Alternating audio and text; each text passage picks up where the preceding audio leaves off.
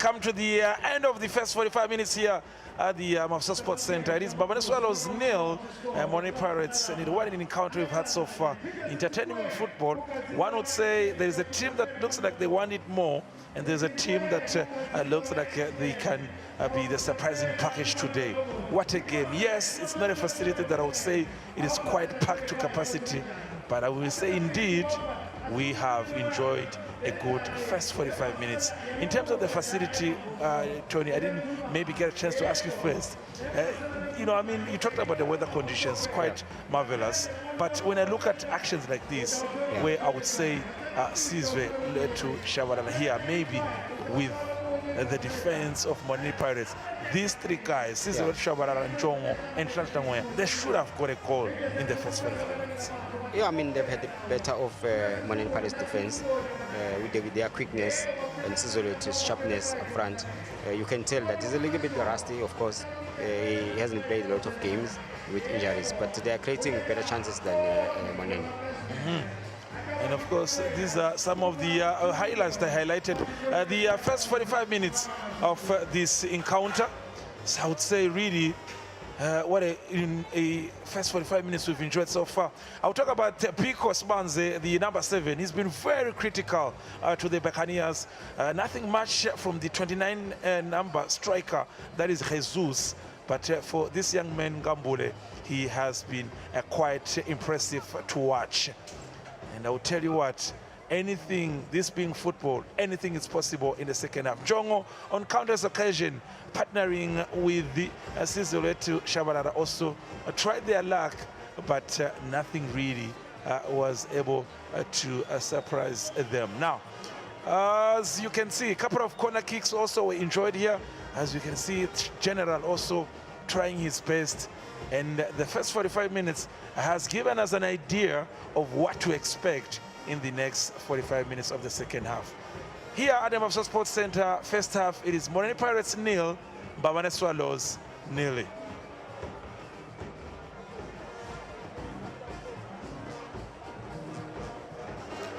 Halftime khona lapha ke eMavuso sisekuyo ke iMTN Premier League khona lapha eMavuso Sports Center lapho khona kudlala yona iMorne Pirates nayo ke iMbabane Swallows end-to-end staff even though kusettle goal khona lapha eMavuso kodwa nje umdlalo very entertaining. Siyabona both teams awatholile ke ama chances njengoba sibonile ukuthi nayo early in the game Mbabane Swallows watholile ama chances lokulidele ukuthi captain wayo iMorne Pirates Menzi Simelane athole yona i-yellow card kodwa ke nayo iMorne Pirates on the other side siyabona ema-players la njengabo Senanelo nabo they are playing very well. Even kunemdlali ke new center 9 number 9 Jesus new number 9 lokho khona la kodwa ke nje before sikhulume ngayo mhlambe i-first half game sinayo activation yaka MTN lapho khona sitawukhuluma ukuthi ngabe vele MTN namuhla yini la kuphathele balandzele title sponsor lo nawukhumbula kahle ukuthi MTN nguyelo supporter lo malo sekela imidlalo ye-league.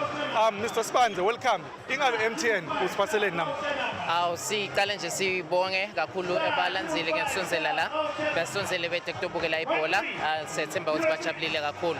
So namhla nje lesikuphethe sing-MTN City sifaka i-vibe. Sesine promotion lekhona lapho khona sithi ke sifaka i-vibe. Sithi ke kuma customer app sithi ke customers can win their share of 2 million worth in prizes. Sithi ke ngiyathenga nje i-combo emalula efu sukela ku 25 emalangeni kuya etulu ema-customer ngatibeka encenyeni yakuwina leyo share ya 2 million. Ngiyathenga nje kwakho i-combo kulama combo efu nje la sakhona nyalo sithi sesishintshile ke nyalo sekude ke i-night time data sesisebenzisa anytime shothi idatha yakho uma uthengile nje songayisebenzisa nongabe ngisiphi isikhathi ngilelo ke lishintsho silifakile kuma combo efu sesithi futhi nyalo kulelula efu lesilamalula combos efu leseswa lonjile sithi ke ema-customer nyalo ngiyakuthenga njalo ngeliviki sangakhona ukuthi ashaye mahala ngelisomo. Ngiyabekisa nje uma customer efu athengile itolo ilula namhla kukhona ukuthi ashaye mahala langa lonke. Nisibanze ngifuna kuva kahle uthi le share 2 million bangakhi labantu awusharisha lo 2 million. Sina over 600 customers lata khona ukuthi asharishe loyo 2 million lo. So si baningi nje ama customer lata khona satiwinela. Namhlanje singakangeni kakhulu nje kulo fake vibe last win sakhona ama customer 2 million over 2 million in prizes. Ama customer la khona nje lana ebholeni the first 100 ama customer atiwinile atipolele ema combo ilula combo ya 25 emalangeni. So onke nje ama customer la 100 lawa ekucala namhla akhona uthathi folele ke ema combo a 25 emalangeni. So sisolo nje sisho sithi sifaka iVibes sing MTN. Hayi asiqhubeke sifake ivibe nalakhathi siyethemba ukuthi ama teams atoyifaka ivibe.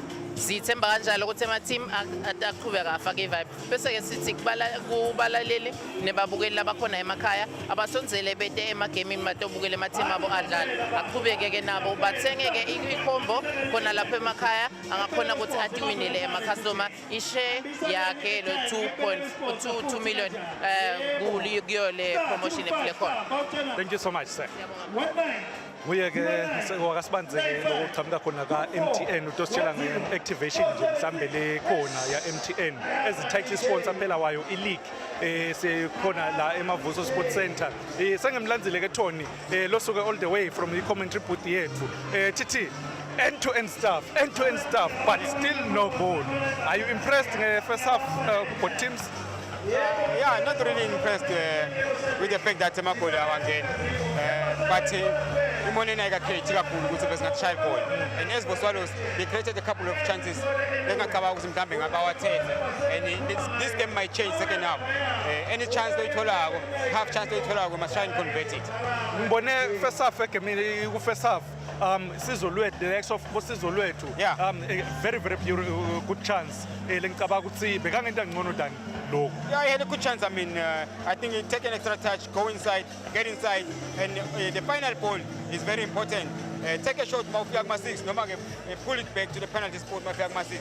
But there, as a result, was not threatened. As a spoke on the first half highlights, TT.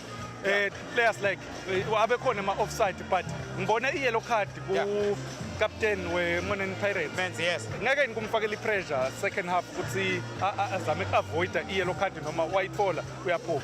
Of course, I mean, ube yellow card, especially for men's an experienced player. You don't expect ukuthi angahamba uthola yellow card almost halfway. Umdlali bengasi threat la beyakhona khona. So nyalo kamdlalisa kabi lokho. Any still a challenge nyalo. It might cost Monen Pirates because angayitholi red card. Kunemidlalo kuMonen Pirates lo dlala nabo Senanelo na Biko Jesus. Yeah. I-performance yakhe first half impressed ngoba ngivile ama fans ungathi acabanga otherwise. I think iMonen in life ekhona mhlambe i-affected khona. Every ball layifika kuye uyayiluza.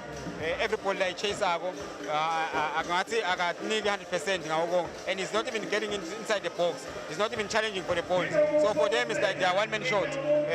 It's not helping Biko and Snellis. As sikhuluma mhlambe ngawo ama individual players sikhuluma ngaye Biko very impressive first half but lo munye ngikhulumela nje athi decision making yakhe cishe iyamshaka kancane.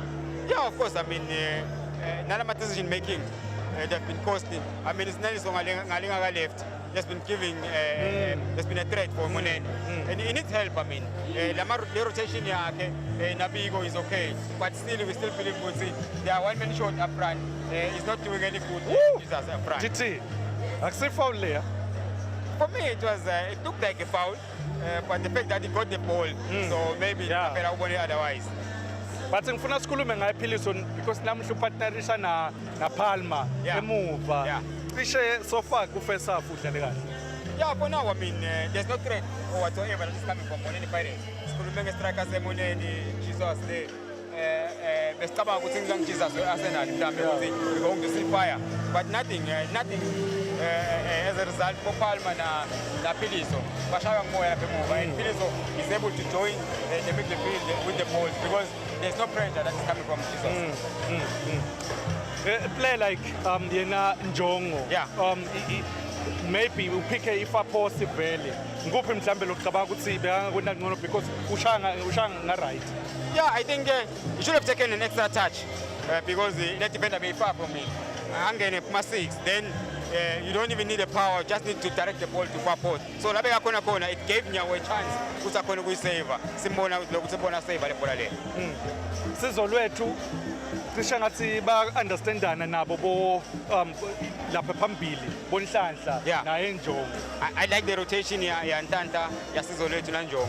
Sometimes you see Sizwe Lwethu on the left, you see Ntanta on the right, and they are able to find them a combination passes. So for them, I think by now they should be having a goal. I mean, they created a chance, Sizwe Lwethu coming from the right, wakona pass Ntanta. Unfortunately, there was a player who was too close, right, block Bola Leo. So I like the rotation from them.